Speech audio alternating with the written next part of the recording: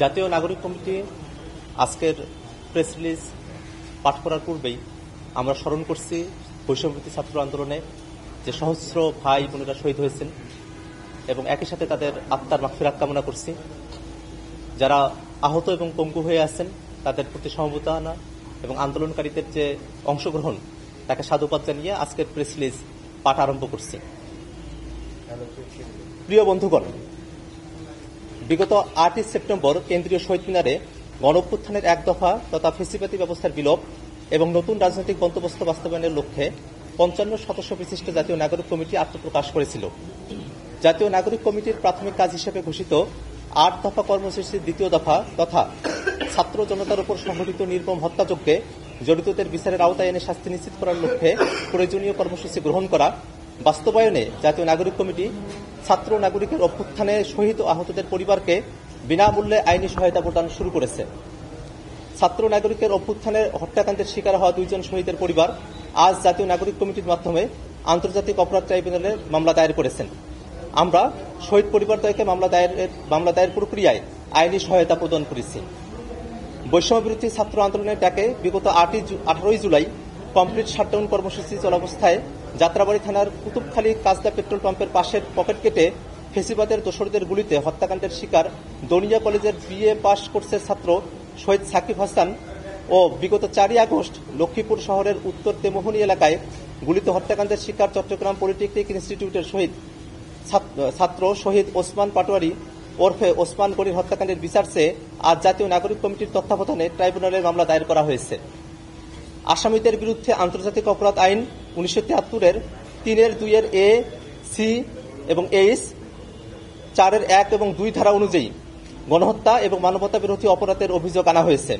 শহীদ সাকিব হাসানের বাবা মোহাম্মদ মুর্তজা আলম এবং শহীদ ওসমান গনির বাবা মোহাম্মদ আব্দুর রহমান পৃথক 2টি মামলা দায়ের করেছেন। যেসব শহীদের পরিবার এখনো আইনি লড়াইয়ে যুক্ত হয়নি কিংবা বিভিন্ন কারণে মামলা দায়ের করতে পারেনি তাদেরকে ট্রাইব্যুনালে মামলা দায়ের করতে আহ্বান জানায় জাতীয় নাগরিক কমিটি। আমরা মামলার তদন্তের অগ্রগতি পর্যবেক্ষণ করব এবং বিচার শুরু হওয়ার পর আইনি কাঠামোর মধ্য থেকে শহীদ পরিবারকে আইনি প্রক্রিয়ায় সহযোগিতা অব্যাহত রাখব। এছাড়াও এই অভ্যুত্থানে আহতদের পক্ষে মামলা দায়ের পরিচালনা ও বিচার প্রক্রিয়ায় যুক্ত থাকার মাধ্যমে সার্বিক সহযোগিতা প্রদান করবে জাতীয় নাগরিক কমিটি। কেবল জুলাই অভ্যুত্থানে নিহত শহীদ ও আহত যোদ্ধারাই নয়, বিগত আওয়ামী ফ্যাসিবাদী আমলে নানা সময় যারা হত্যাকাণ্ডের শিকার হয়েছেন এবং স্কুল কলেজ বিশ্ববিদ্যালয় মাদ্রাসা সহ বিভিন্ন শিক্ষা প্রতিষ্ঠানে যেসব শিক্ষার্থী অত্যাচার নির্যাতনের শিকার হয়েছেন তাদেরকে ন্যায় বিচার প্রাপ্তির লক্ষ্যে জাতীয় নাগরিক কমিটি প্রো বোনো সার্ভিস তথা বিনামূল্যে আইনি সহায়তা প্রদান করবে। তবে অগ্রাধিকার ভিত্তিতে অভ্যুত্থানের শহীদদেরকে প্রাথমিক সার্বিক আইনি সহায়তা প্রদান করবে। সেই লক্ষ্যে নিম্নোক্ত ব্যক্তিকে জাতীয় নাগরিক কমিটির সদস্যভুক্ত করা হয়েছে। যাদেরকে আমাদের জাতীয় নাগরিক কমিটির সদস্যভুক্ত করা হয়েছে তাদের বক্তব্য শুনবার আগে আমাদের এখানে 2 জন শহীদ পরিবারের পিতা এখানে উপস্থিত হয়েছেন, তাদের বক্তব্য আমরা শুনতে চাই। প্রথমে শহীদ সাকিব হাসানের পিতা মোহাম্মদ মুর্তজা আলীকে তার বক্তব্য প্রদান করার জন্য অনুরোধ জানাচ্ছি। আসসালামু আলাইকুম। বিগত 18/7/2024 রোজ বৃহস্পতিবার যখন আসরের ওয়াক্ত হয় আমি আমার ছেলের ঘরে রেখে গেছি। এশার নামাজ পড়া আমার ওই দিন আমার পরিবার অসুস্থ, আমি অসুস্থ, আমার পরিবার ডাক্তার কাছ থেকে আসছে। আমি এশার নামাজ পড়ে আমার বাড়ির সামনে আমার গলিতে আসছি। আসার পরে দেখি মানুষ রাস্তাঘাটের মধ্যে দৌড়াদৌড়ি মানে বলতেছে যে মেন রোডে গোলাগুলি হইতেছে, অনেক মানুষ মারা গেছে। তা আমার ছেলে আবার ফার্মাসি কোর্স করাইছে, একটা ফার্মাসিতে বসত, এই যে তারপর খরচ কিছু একটা হাসতো। তখন ওর মা আবার ফার্মেসি দিকে দেখে আসছে যে ওর ফার্মেসিতে নাই। তখন ওর মা বলতেছে তুমি তাড়াতাড়ি সাকিবরে ফোন দাও। তা আমি যখন সাকিবরে ফোন দিলাম, সাকিব ফোন ধরে নেই, ধরছে অন্য একটা ছেলে, ধরে বলতেছে আঙ্কেল সাকিব তো মারা গেছে। তখন আর আমার খুশ নাই, আমি কি বলবো কি করবো, আমার সন্তান মারা গেছে। কে মরছে? কয় পুলিশে। কোন জায়গায়? যাত্রাবাড়ি পকেট গেট কুতুবখালী যে কাজলা পেট্রোল পাম্পের এখানে। আঙ্কেল আপনি আসেন। আমি কই যাবো? কয় সন্টেক ইউনিক হাসপাতালে। আমি বললাম যে আঙ্কেল আমি তো অসুস্থ, আমি কি করবো? কয় কেউ একসাথে একটা লোক সাথে করে নিয়ে আসেন। একটা লোক সাথে করে নিয়ে আমি গেছি, যাওয়ার পরে দেখি যে আমার ছেলে মৃত্যু হয়ে পড়ে রয়েছে। আমার কি বলবো, আমার বলার মতন। আমার সন্তানের মাথার ভিতরে পিছনে গুলিটা লাগছে, আর পিছনে ডাইনি সাইডে যে সিনা বরাবর গুলি লাগছে। মাথার গুলিটা একবার আমি আঙ্গুল দিছি, আঙ্গুলটা পুরো ঢুকে গেছে ভিতরে।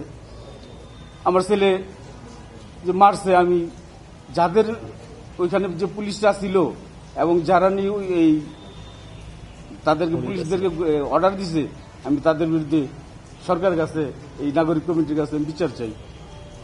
আপনারা এই বিচার প্রক্রিয়া তুলে ধরবেন। আমার ছেলে কি অপরাধ করেছিল, তারা কি তার অধিকারটুকু চাওয়ার অধিকার নাই?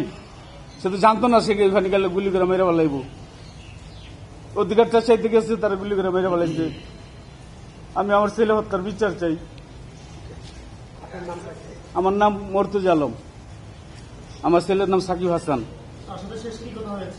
তার সাথে আমার শেষ কথা ওই যে বিকালে যখন আমি বাসার থেকে বাড়াই, তখনই কথা হয়েছে। আমি বলছি যে আজকে মনে শোনা যেতেছে অনেক গোলাগুলি হইতেছে, অনেক আন্দোলন হইতেছে, গন্তি যাইস না। কিন্তু সে যে আগের থেকে আন্দোলনে যেত আমি জানতাম না।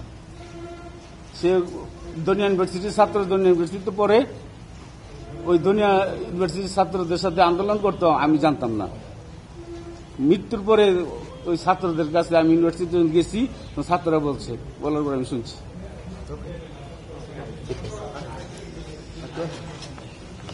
অত্যন্ত হৃদয় বিদারক ঘটনা আপনারা শুনলেন। এ পর্যায়ে আমাদের সামনে বক্তব্য রাখবেন শহীদ ওসমান গনির পিতা মোহাম্মদ আব্দুর রহমান।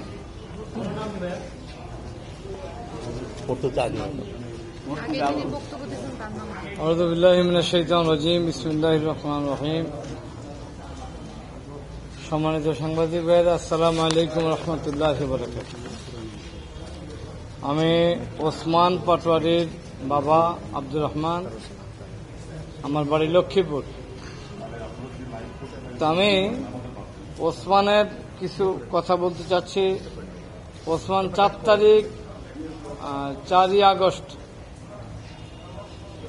2024 বাড়ি থেকে বের হওয়ার সময় সকাল 10টা থেকে 10:30টার মধ্যে আমাকে ফোন দিল, আব্বু আমি ছাত্র আন্দোলনে যাচ্ছি। তা আমি ওসমানকে বললাম, বাবা দেশের পরিস্থিতি ভালো না, তুমি যাও না। না বাবা, আমার ছাত্র ভাইয়েরা আন্দোলন করতেছে, এরা মারা যাচ্ছে, আমি আজকে মিছিলে যাবই।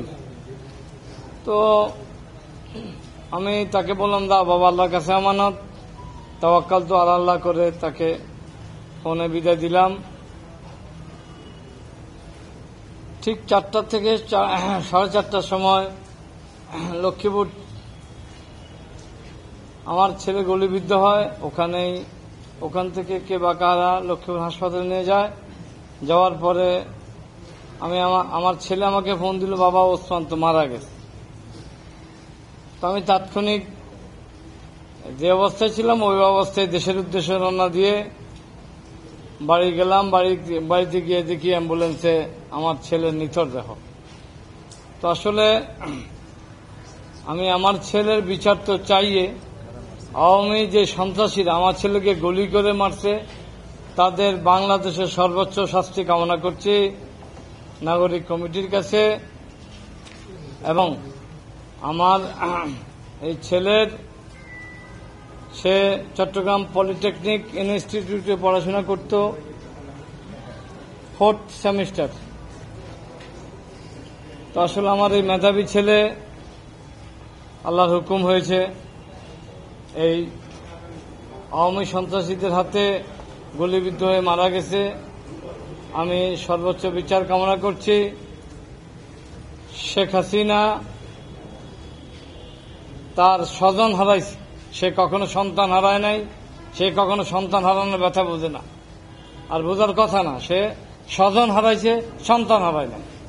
সন্তান হারাইলে সে বুঝতো সন্তান হারানোর ব্যথাটা কেমন। আমার কাছে আমার সন্তান গেছে, আমি বুঝি আমার কাছে কেমন লাগে। মৃত্যুর আগ পর্যন্ত আমি এই ছেলেকে ভোলার কথা না, বলবো না।